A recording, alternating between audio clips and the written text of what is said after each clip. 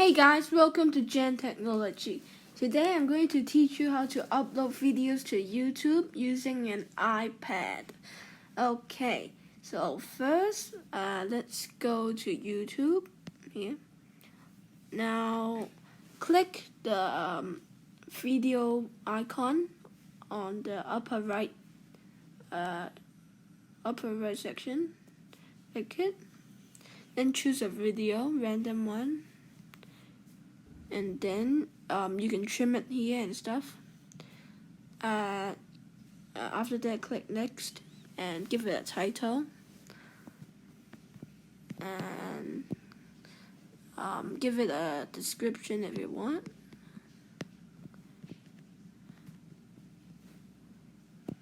And you can make it public, unlisted, or private. So as you can see, public is anyone can see it, and unlisted is anyone with the link can see it, and private is only you can see it. Okay, so you can add a location. I won't do it now. Okay, now click upload. Now it will process a little while.